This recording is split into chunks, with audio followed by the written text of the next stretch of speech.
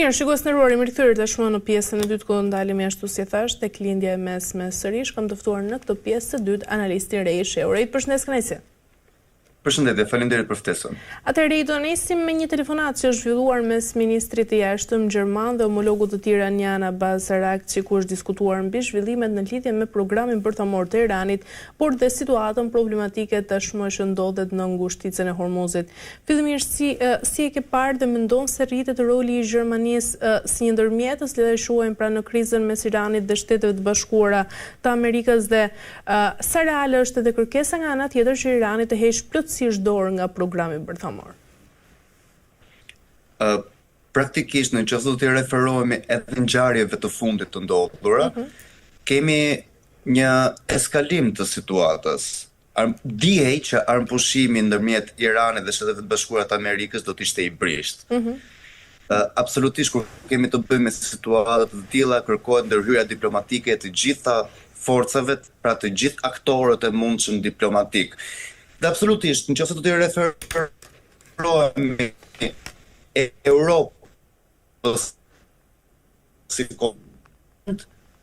forca më e madhe politike e merci nga ana e vet do krijojë një formë kontakti për sa i përket marrëdhënieve me Iranin, duke qenë se kemi të bëjmë me një tensionim të marrëdhënieve me SBA, pra SBA-ja është deklaruar që nuk do ofrojë më mbështetje ushtarake për Gjermaninë, po bën tërheqjen e trupave të saj nga bazat në Gjermani, kështu që teknikisht kjo mund të shikohet edhe si një lojë politike nga ana e kancelarit Merz për të krijuar një lloj ure nëpërmjet Gjermanisë edhe Shteteve të Bashkuara, duke përdorur si katalizator Iranin. Kështu që është totalisht lëvizje politike e justifikueshme. Por nga ana tjetër mendon se po vepron dhe Gjermania në një mënyrë të pavarur, apo kemi një linjë të plotë tashmë me politikën amerikane? Atëherë, ne do të bëjmë një pyetje, se shumica e opinionit publik janë fokusuar tek konflikti, tek destabiliteti, tek rrëmuja që po ndodh në botë në këtë momente. Po sikur ky të jetë me të vërtet plani i Shteteve të Bashkuara. Të duket kaotik, të duket i paparashikueshëm, të duket sikur po merr vendime të nxituara. Do kemi parasysh diçka që 20% e naftës botërore rrihet nga Hormuzi. Nga ky 20%, 75% e merr Japonia. 60% e merr Kina. 60% e merr India. 50% e merr Kina. Edhe Europa me një pjesë të konsiderueshme nga Hormuzi. Çfarë do të ndodhte nëse Hormuzi do bllokohej totalisht, siç është në kushtet e tanishme? Nafta do bllokohej. Vendet do merrnin vendime të nxituara politike për të shmangur katastrofën ekonomike, sepse ajo që ne duhet kemi parasysh është që nafta ekziston në botë, por është e kontrolluar. Rezervat më të mëdha sot të naftës me një Hormuz të bllokuar i ka Venezuela, i ka Kanadaja dhe Shtetet e Bashkuara të Amerikës. Venezuela dhe Kanadaja janë direkt në influencën e Shteteve të Bashkuara të Amerikës. Por ama ne duhet kemi parasysh edhe diçka tjetër. Ku do t'i referohen këto vendet botërore me mbylljen e Hormuzit? Naftës amerikane.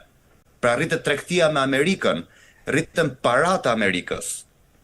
Vendet kryesorë që marrin benefitet nga Hormuzi janë pikërisht vendet të cilët kanë në kontroll borxhin e jashtëm të Shteteve të Bashkuara të Amerikës. Pra është Japonia, është Kina, është edhe Europa. Të gjithë këto vende tashmë janë të detyruar të bashkëveprojnë me SBA-n. Dhe pak a shumë, po t'i referohemi një tipologjie ekonomike, Amerika po i shet këtyre vende.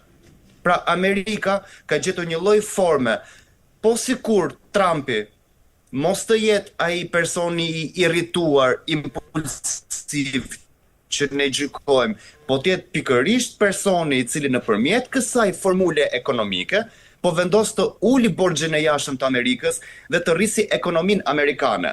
Ndoshta Në qoftë se ky skenar realizohet, ne jo rrezikojmë, por ne jemi dëshmitar të një skeme ekonomike gjeniale, ku nëpërmjet zhvillimit të tregtisë Amerika rrit kontrollin e vet. Pra duke mbajtur situatën në këtë lloj forme, me Hormuzin e bllokuar dhe duke mos i dhënë një zgjidhje ekonomike. Ky është skenar që është parashikuar edhe nga Europa, se në këto momente që flasim, Europa humb. Edhe pse merr 10% nga Hormuzi dhe 5% që është nafta ruse e bllokuar me embargo prej luftës në Ukrainë, kanë sjellë një kosto 15% për Europën. Kosto e cila është e reflektuar sot tek jetesa e qytetarëve e cila është më e shtrenjtë, apo po t'i referohemi në mënyrë të drejtë për drejtë, çmimet e avionëve. Biletat e avionëve janë trefishuar. Prandaj, kjo është arsyeja, duke e ditur ose duke pasur një lloj nuhatje drejt politikës amerikane që e gjithë këtë situatë në tani e thënë ndryshe, humbja e luftës me Iranin po sjell përfitimin ekonomik të Amerikës. Europa është në kushte të këqija. Edhe po kërkohet në çdo lloj mënyre të arrinë negociata që minimalisht të hapet Hormuzi dhe nga ana tjetër të krijohet ura lidhëse që Europa të ketë përsëri marrëdhënie bashkëpunimi me Shtetet e Bashkuara të Amerikës. E qartë, por jena se do të kemi sërish pra një dështim të këtyre negociatave mes së dy vendeve. Mendon se Shtetet e Bashkuara të Amerikës e kanë një plan B? Unë mendoj se kjo që tha pak më përpara është plani A.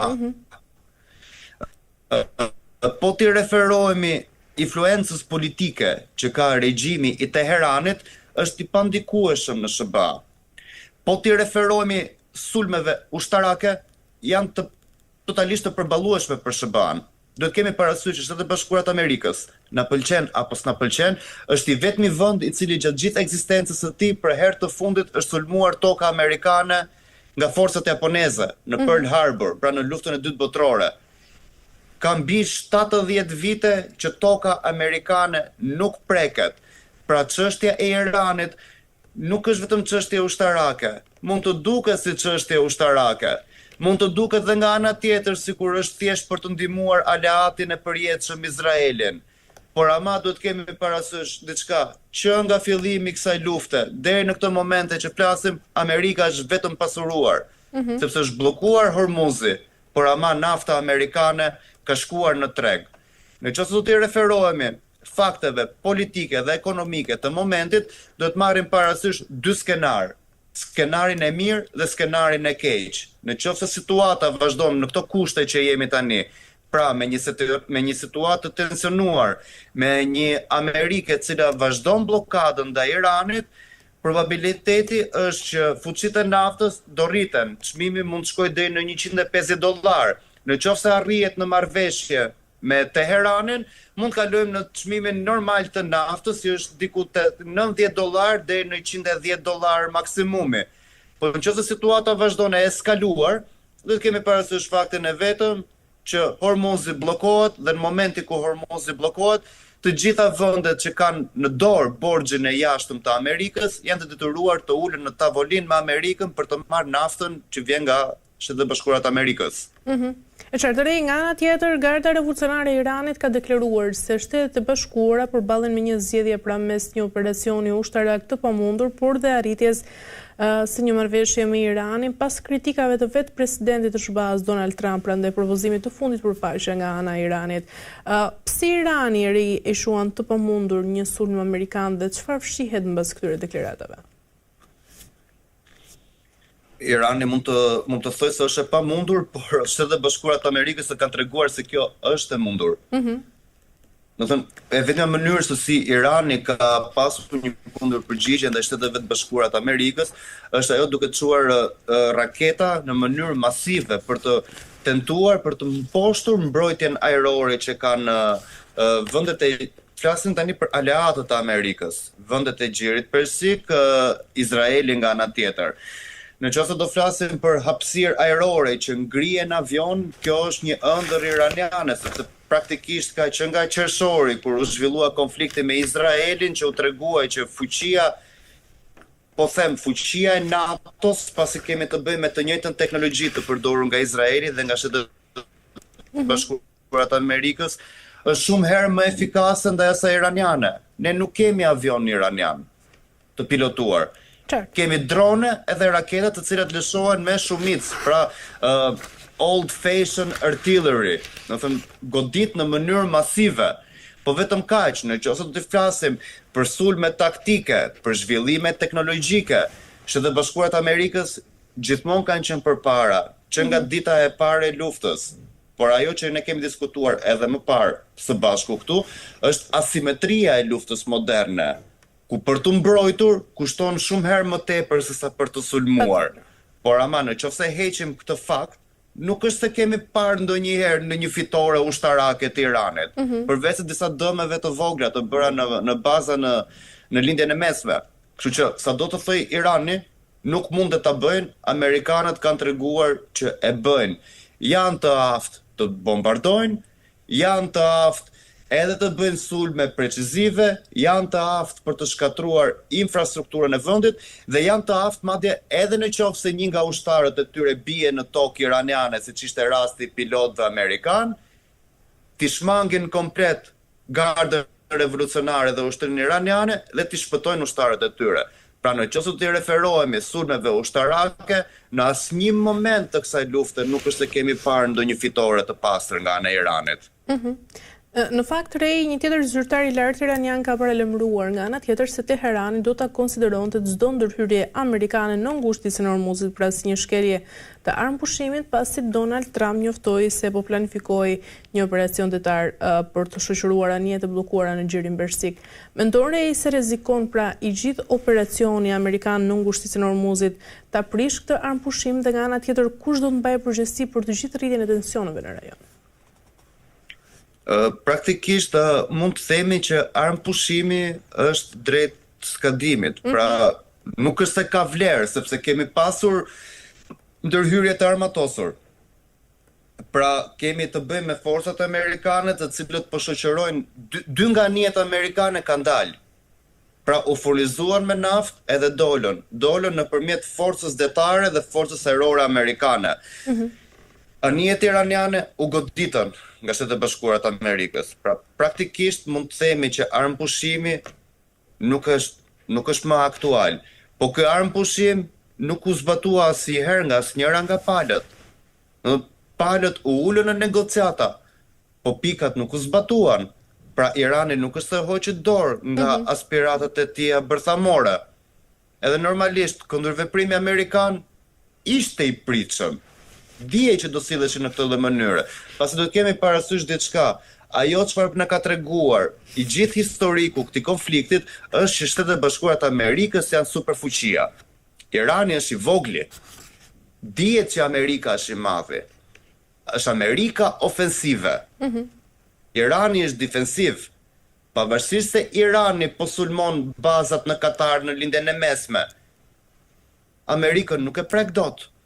Maksimumi ishte vetëm rrëzimi një avioni. Edhe përsëri po flasim në një situatë e cila është ende jo në fazën e një lufte të plot. Ne po shikojmë vetëm teknologjinë amerikane, sulmet raketore, sulmet me drone dhe sulmet me avion. Në asnjë moment nuk ka pasur trupa. Së fundmi po shikojmë edhe sulme me anije. Pra nëse të referohemi sulmeve ajrore, amerikanët kanë qenë të suksesshëm. Nëse të referohemi edhe sulmeve detare, sulmeve me anije, përsëri Amerika ka qenë e suksesshme, sepse 2 anije dolën nga ngushtica, të padumtuara. Nëse Irani ka dëshirë ta provojë edhe nëpërmjet forcës ushtarake toksore, kjo është çështje që takon Iranit. Po ne kemi diskutuar më përpara, duhet ulur në një lloj marrëveshje, nuk është dhuna zgjidhja. Nuk është konflikti zgjidhja përfundimtare, pavarësisht se diplomacia funksionon gjatë gjithë kohës. Kur nuk është diplomacia e paqes, funksionon diplomacia e luftës. Por ama ajo çfarë duhet arritur në fund, sepse kjo na intereson neve, që jetojmë në Europë. Duhet paqe, në mënyrë që të ulen çmimet dhe të kemi mundësi ekonomikisht për të ringritur, se po vazhduan në këtë lloj forme, Irani është mësuar të jetojë me sanksione. por jeta për vendet të cilët varen nga i 20% i Hormuzit është esenciale që të lirohet. Prandaj kërkohet ulja në negociata. Çfarë skenarësh në vijim re? Do ulem prapë në negociata. Është e padiskutueshme. Do bëhet një konferencë e radhës edhe palët do ulen. Siç e përmendëm pak më përpara, nëse vazhdohet në këtë lloj status quo politike, gjithçka shkon në favor të Amerikës, sepse është Amerika ajo që po shet. Jemi ne europianët që po humbim. Është Azia që po humbet, sepse janë rritur çmimet për shkak të mungesës. Amerika përfiton nëse situata është në status quo. Prandaj është edhe në këtë lloj forme, sepse janë në pozicion komod për të negociuar. Nuk është se intereson shumë atyre nëse zgjatet konflikti. Ky konflikt, për sa kohë që zgjatet, i sjell dëme të drejtë për drejta Iranit në radhë të parë, duke qenë se 90% të tregtisë së tij e lidh me ngushticën e Hormuzit, edhe neve si europian nga ana tjetër na shqetëson sepse sjell rritjen e çmimeve. Kurse përsa i përket Amerikës, Amerika ka vetëm fitime në këtë moment. Po shet naftë, po riarmatoset edhe herë nga e para, po ringren ekonominë, edhe nuk e qenë në këtë lloj forme, siç e përmendëm në fillim të intervistës së bashku, duke i shitur naftë vendeve të cilët kontrollojnë borxhin e jashtëm publik të Amerikës, po bën të mundur që të nëpërmjet luftës në Iran të sigurojë kontrollin e vendit të vet, duke u ridimensionuar edhe një herë si superfuqi dhe duke u bërë akoma më e fortë nga ç'është sot. Këto janë skenarët që mund priten në këto momente. Ndërkaq, se i përket edhe vendeve europiane, mendon se tashmë po thellohet edhe ndarja pra mes Shtetit të Bashkuara dhe vendeve europiane të NATO se i përket çështjes së Iranit, pasi në një deklaratë për mediat Markurt ka thënë se vendet europiane të NATO-s kanë marrë parasysh pra të gjitha pakënaqësitë e Shteteve të Bashkuara me kufizimin pra në përdorimin e bazave në Europë për sulmet kundër Iranit. Praktikisht nëse do të referohemi anës politike, nuk është se ka ndryshuar shumë në qëndrimin evropian. Pra vendet europiane vazhdojnë një pjesë e konsiderueshme e tyre e dënojnë regjimin politik të Teheranit, pra regjimin autokratik të Ayatollahut. Një pjesë e konsiderueshme e vendeve europiane e vazhdojnë ende sanksionet ndaj Iranit. Pra, nga ana politike, Europa është e lidhur me Amerikën, duke u referuar edhe konferencave të mëparshme, po dhe asaj çfarë shohim sot. Problematika kryesore që qëndron te Europa në këto momente është kapaciteti ushtarak për të vepruar në Iran. Dhe kjo është arsyeja pse ata nuk veprojnë në Iran, sepse duhet kemi parasysh diçka tjetër. Irani është aleati i Rusisë. Edhe Rusia në këto momente e ka një luftë në Europë. Europa po mundohet ta qetësojë Rusin, që të kemi paqe. Duke shkuar në Iran, eskalohet situata. Pra ti po sulmon aleatin tim, thot Rusia. Atëherë po të hyj dhe ty nesër. Mund të jetë skenari i mundshëm. NATO është vërtetuar që nuk qëlloi të ishte aq e fortë sa duhet të ishte. Amerika e kërkoi ndërhyrjen e NATO-s. NATO nuk ndërhyu. Britania u tërhoq. Gjermania po negocion në një farë mënyre për të qëndruar si ur lidhse, mos ta humbur SBA-n, sepse të gjithë jemi të ndërgjegjshëm që një Europë pa SBA-n është vulnerabël. Një Europë pa SBA-n është e dobët dhe politikisht dhe ekonomikisht. Po të referohemi çështjes aktuale, është 15% më shumë jetesa e europianëve sot. Pra është më e vështirë nga ç'ishte dje, për shkak të luftës në Iran dhe blokadës me Rusin. Europa nuk e ka këtë luks. Europa ka shumë probleme të brendshme. Europa është e përçarë politikisht. Po të shikojmë Parlamentin Evropian, platformat politike janë ekstreme të njëra tjetrës. Pra ka vende siç është Polonia, të cilët kërkojnë një mbyllje, një Europë më centrale, një Europë më të përqendruar. Kemi rastin e Francës, apo rastin e Spanjës, apo rastin britanik, që kërkojnë një Europë më të hapur ndaj të tjerëve. Pra duke qenë se është në çështje të tilla, pra pa një kurs politik të stabilizuar, Europa është e dobët në qoftë se largohet nga tutela e Shteteve të Bashkuara të Amerikës. Ne duhet të kuptojmë që tutela e Shteteve të Bashkuara të Amerikës ka qenë esenciale për zhvillimin e asaj që ne quajmë Europa perëndimore, që mbajmë si djepin e demokracisë. Në qoftë se Amerika largohet nga Europa, pra do të shikoj komplet punët e saj në kontinentin e vet, është i dëm shumë i madh për Europën, jo vetëm ekonomik, po dhe politik nga ana tjetër. Qartë. Mirë, Rej, për të mbyllur, pra, e gjitha kjo, mendon se lidhet debati për bazat pra me gjitha planet e mundshme për reduktimin e trupave amerikanë në Gjermani dhe nga ana tjetër, e gjitha kjo a mund të ndikojë pra në tensionet në unitetin e NATO-s? Në këndvështrimin tim është formë presioni që përdoren Shtetet e Bashkuara të Amerikës, edhe bëjnë mirë që e përdorin. Bëjnë mirë për faktin e vetëm sepse kemi të bëjmë me një shtet i cili 50% që në buxhetit të NATO-s e financon vetë. Kemi një luftë në Ukrainë e cila mbahet me armatime europiane. Kemi një Europë të armatosur nga Amerika. Kemi një Europë të krijuar nga lufta e dytë botërore nga Amerika. Kështu që absolutisht që Amerika ka të drejtën e saj për të vendosur hegemoninë e saj në Europë, në mënyrë që kursi politik i Europës dhe SBA-s të jetë i unifikuar. Kjo që ndodh kësaj radhe nga ana Amerikës shërben si paralajmërim për Europën, po kurse si se mund të thuhet një dalje e Shteteve të Bashkuara të Amerikës nga NATO. Ajo çfarë Amerika ka thënë gjithmonë dhe do vazhdoj ende ta thojë, është tendenca e saj absolute për dominim në botë.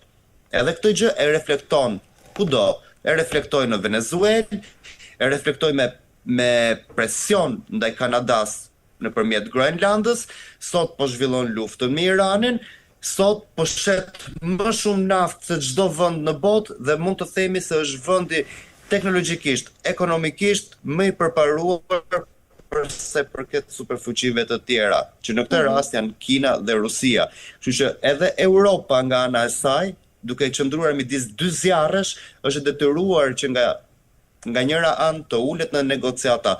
Prandaj kemi rastin e Mercit, siç e përmendëm pak më përpara, po i cili besoj që me kalimin e kohës do shtohet edhe nga figura të tjera europiane, të cilët do të bëjnë thirrje për një ulje në tryezën e bisedimeve dhe për vendosjen e një armpushimi sa më të shpejt me Iranin. Kështu që praktikisht ky do jetë hapi i radhës i ndjekur nga politika globale, se si mund të arrihet në një formë marrëveshje nëpërmjet Republikës së Iranit. E qartë. Mirë, Rej, kemi arritur në fund, falenderoj për çdo informacion, ishte kënaqësi. Ngërcela, shumë faleminderit për ftesën. Mirë, shikues nderuar, kemi arritur në fund të këtij programi për ditën e sotme. Bashkëhemi sërish nesër me tjera tema, deri atëherë mirupafshim.